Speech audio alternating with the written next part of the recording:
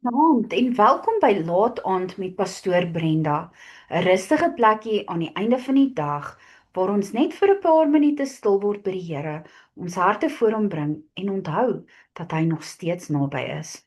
Vanaand wil ek praat met die persoon wat voel, Here, ek het te veel hooi op my werk.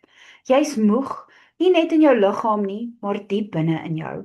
Daar is te veel wat gedoen moet word, te veel mense wat iets nodig het, te veel verantwoordelikhede, te veel besluite, te veel dinge wat op jou wag. En partykeer weet jy nie eers waar om te begin nie.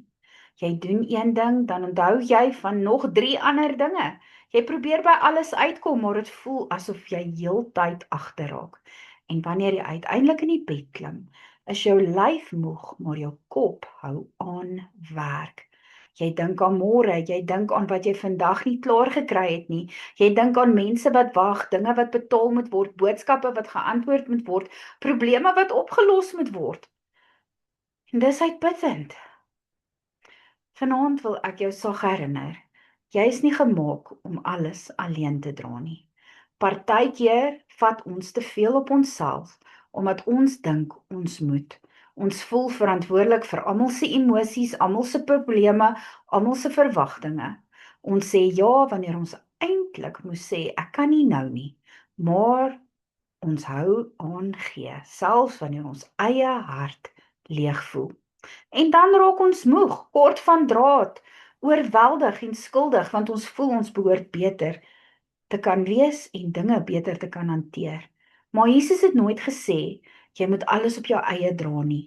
In Matteus 11 vers 28 sê hy, kom na my toe, almal wat moeg en oorlaai is, en ek sal julle rus gee. Daardie woord oorlaai pas so mooi by iemand wat te veel hooi op hulle vurk het. Dit beteken jy dra meer as wat jou hart, jou liggaam en jou gedagtes kan hanteer. En Jesus sê, nooit vir ons probeer harder nie. Hy sê, kom na my toe. Hy roep jou nie vanaand om nog 'n lysie te maak en jouself harder te druk nie. Hy roep jou nader na hom toe om in sy teenwoordigheid te wees. Want daar is 'n rus wat nie begin wanneer alles klaar is nie. Daar is 'n rus wat begin wanneer jy sê, Here, ek kan nie alles self dra nie.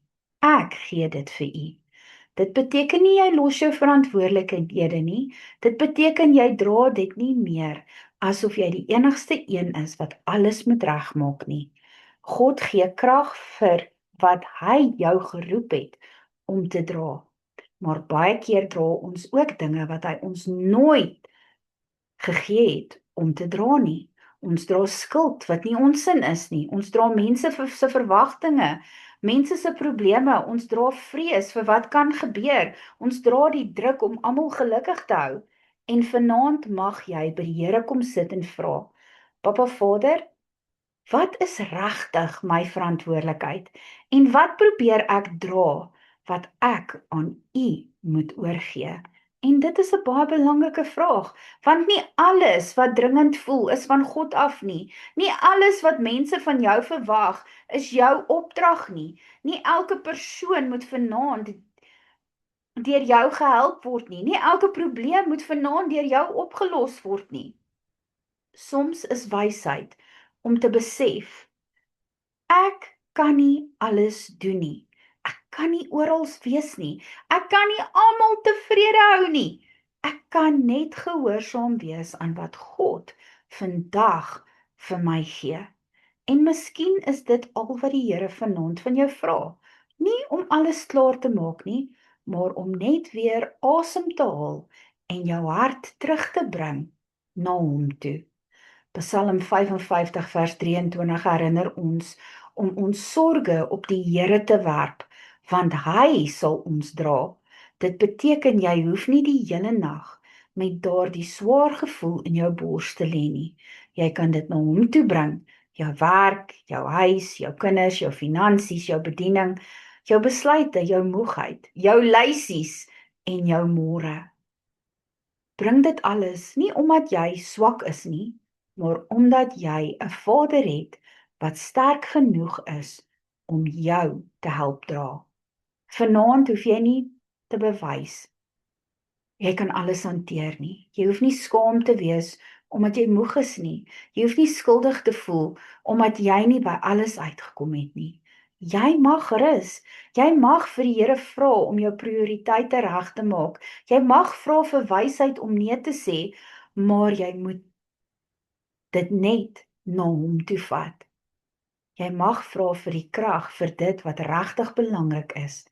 Jy mag vra dat hy jou sal help om môre een tree op 'n slag te vat. Want God gee nie genade vir 'n hele jaar se bekommernis op een aand nie. Hy gee genade vir vandag. En môre, wanneer jy wakker word, sal sy genade weer daar wees. So vanaand, haal asem. Jy hoef nie alles nou uit te sorteer nie. Jy hoef nie elke probleem vanaand in jou kop reg te maak nie. Sit net jou hart in God se hande en sê, Here, ek is oorlaai, maar ek kom dit na U toe. Ek plaas dit vanaand voor U voete, want ek kan dit nie alleen dra nie. En hy sal vir jou rus gee. Kom ons bid saam. Papa Vader, vanaand bid ek vir elke persoon wat voel hulle te veel hooi op hulle vark. Here, U sien die druk wat hulle dra.